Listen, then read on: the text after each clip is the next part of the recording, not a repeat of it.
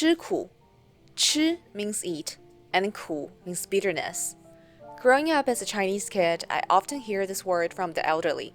It means we need to endure all the hardships and ordeal in life. In Chinese and also many other East Asian cultures, people think 吃苦 as a precious virtue that will lead you to success. If you're pursuing something, you need to stay focused.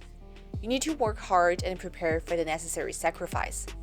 You need to hone your skill diligently until you achieve the ultimate goal. You can find some other idioms that are similar to this. Practice makes it perfect. No pain, no gain.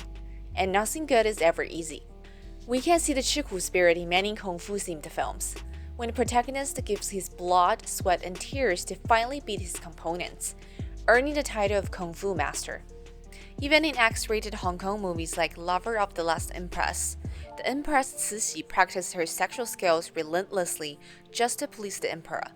These show how eating business is deeply embedded in our Asian culture. We're obsessed with being better than others, but we don't believe in gifted talent. We believe hard drills and the willingness to withstand intense hardship. Today, we're going to take a look at how eating business affects our Asian community in different aspects and its problems. For many East Asian students, the cultivation to success has started at a very young age. We believe that children are like seedlings, and early habits are significant to our future achievements. We were sent to different preschools for math, writing, chess, and piano classes to not only learn the skills but practice our diligence, concentration, and perseverance. We are asked to minimize our time we spend hanging out with friends or playing computer games. Besides the famous tiger mom image circling around social media, the setback education is also a popular concept that has influenced some Asian parents' parenting styles. Setback education believes that children need to encounter setbacks to help them to deal with difficulties later in life. Parents should introduce obstacles in childhood education. Setback education is supposed to encourage young students learning from mistakes and be humble about their achievement. But most of the time, this method is being taken too far. Parents seldom give compliments to their children in the name of preventing them from being complacent or self-satisfied. Students get criticized constantly for any small mistakes or sloppiness in studies. Under the setback education ideology, there are always new challenges or competitions in lives. Success becomes less celebrating worthy. Tuning out or giving up means you lack willingness to push harder. The suffering and the pressure you are going through are ignored. While the setback education is trying to toughen Asian children up, some of us have already lost our confidence and trust in ourselves and our families. The Chiku culture is also profound in the work environment. Asian people are often being praised for their strong work ethics. It is one of the racial stereotypes that people have for Asians. We value collective and social benefits more than individuals. We cannot tolerate laziness. We think highly of people who are devoted to the business, to the society, to the country.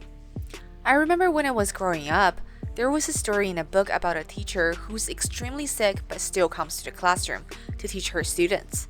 No one is criticizing her bringing contagious flu to the class, but people are praising her work ethics. It seems like under the shadow of Chiku culture, your devotion at work solely depends on your willingness to overcome problems. If you can beat your mental and physical obstacles to work and even overwork, then you know you've earned the Employee of the Month.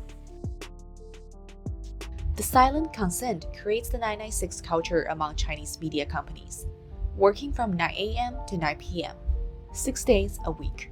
Companies like Huawei promote their wolf culture to encourage employees to work grueling hours. 过劳死, 垮都死, 垮都傻 all mean deaths from overworking Chinese, Japanese, and Korean. Hundreds, even thousands of workers died of strokes, heart attacks, and suicide each year. The high expectation in the conservative Asian working environment links days off or sick days to images like not working hard enough or breaking the group harmony, which ultimately make workers feel guilty for their entitled rights. In a collectivist and hierarchical society that values Chiku, everyone becomes a workaholic. We study hard, we work hard, and we gain respect from that. But it stops us to seek professional help when we encounter mental or physical problems. Growing up in a culture that makes any possible pain as a test of enduring intense hardship, we tend to find excuses to persuade ourselves to hang in there a bit longer. Maybe I'll feel better tomorrow. Maybe this could be good for my promotion. My parents are probably doing this for my own good. When we suppress our feelings, our depression and stress don't go away. They might break through from the subconscious world in the form of physical pain, which we call it somatization.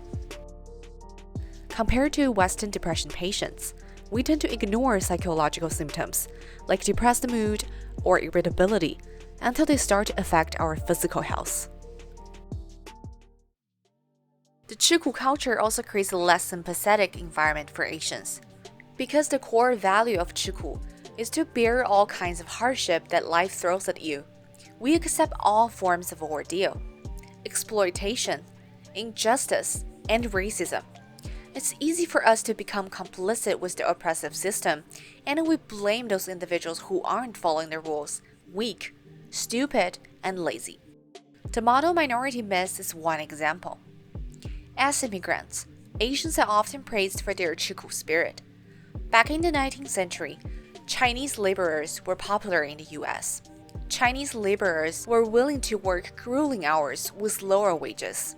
They could keep everything peaceful and organized. Chinese workers helped the construction of the transcontinental railroad in California. Many of them also worked hard on farmland, factories, and minefields to make ends meet on this foreign land. In 1966, New York Times introduced the concepts of model minority and problem minority to describe Japanese Americans who achieved success despite marginalization. The model minority becomes what many Asian Americans portray themselves: rule-abiding, hardworking, and quiet neighbors who never make any troubles. However, the model minority segregates Asian Americans apart from other minorities. It reinforces the idea of Black Americans, Latino Americans, and other ethnic minorities' problems in the US are not because of racism and inequality. It's because they don't work as hard as Asian Americans, and they don't work as smart as Asian Americans. And many Asian Americans fell for this trap. The anti-Black and anti-brown and anti-native racism have deep roots in Asian American community. With the contrast of the model minority, it is very easy to think the Black and brown and native people are the problem minority, who are prone to crime and relying on welfare. Whereas Asian Americans are different, because we worked hard, we benefited from our precious Chiku virtue, thus we earned the people's respect. The model minority concept sets Asian Americans allied with white supremacists, makes us ignoring other minorities' suffering and blaming other problems on individuals.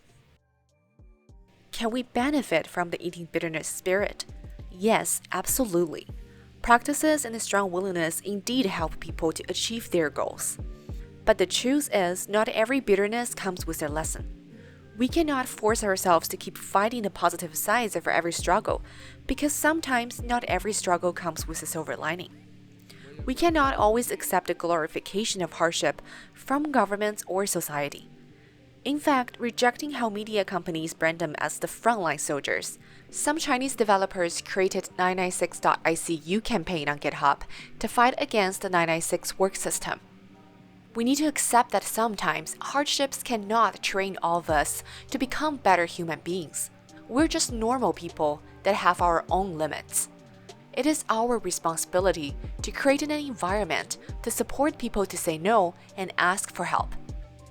We cannot blame the weak, but we should yell at the unjustified, unequal systems. After all, we want ourselves and our future generations to eat less bitterness, more sweetness.